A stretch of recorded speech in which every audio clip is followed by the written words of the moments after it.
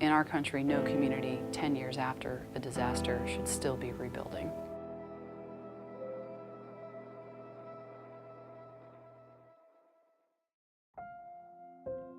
In August 2005, the city of New Orleans was devastated by Hurricane Katrina. The Category 5 storm caused $108 billion of damage and claimed nearly 2,000 lives. Presidents and celebrities vowed to help rebuild the Big Easy, but a decade on, parts of the city are still in ruins. I guess we thought maybe a year or two, but we never expected it to be long and drawn out as it is now. However, charities on the ground are trying to make a difference. We're going to try to keep the lights on. Every year that gets more and more difficult to do as we get farther removed from the original event.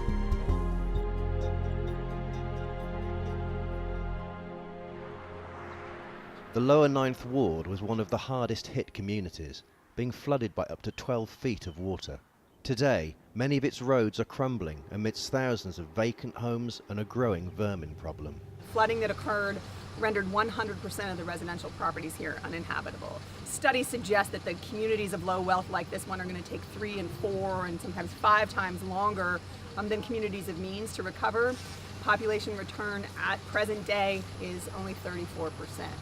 Citywide, that number is over 88%. Crime, issues with insurance claims, and an alleged lack of funding from the government have all been blamed. But these aren't the only problems. The overwhelming majority of our clients have been victims of contractor fraud, and they've completely run out of resources. We just completed a home for a woman, Miss Bernadine, who is a victim of contractor fraud, and her story is not atypical. So she paid a contractor approximately $100,000 to build a new home for her. Her house had been so devastated by floodwaters after Katrina that it had to be knocked down, and she had to start and build a new home from the ground up. She diligently selected a contractor. She went out and got bids and found someone who she felt like she trusted. She went to the contractor's office and signed all the paperwork. She even had an opportunity to review plans. And then she started payments to the contractor, and they built the foundation system, put in the subfloor, did a few exterior walls, and then they stopped working. And she called over and over and over again, and the contractor never responded. She went to the office, they were gone, and the contractor walked away with about $90,000.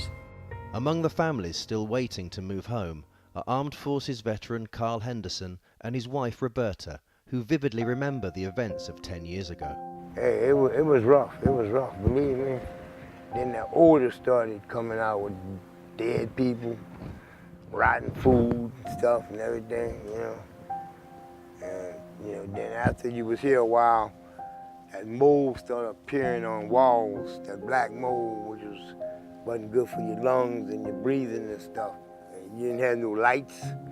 It was total darkness most of the time. They didn't have anything here. They didn't have any doctors here. They didn't have no hospital. They didn't have anything.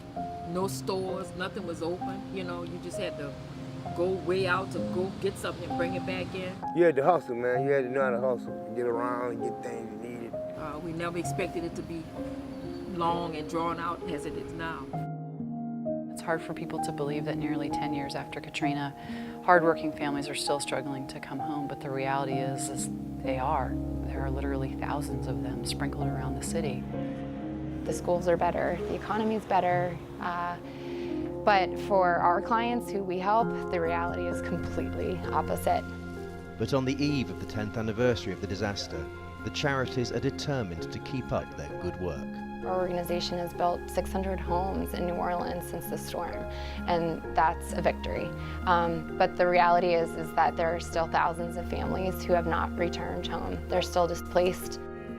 I've met and talked to so many families who've talked about what it's like to finally be able to go home and resume some normalcy, and to feel like this weight is lifted off their shoulder and there's some predictability in their life. So hearing that message over and over and over again is certainly what continues to motivate and inspire me to do the work that we do.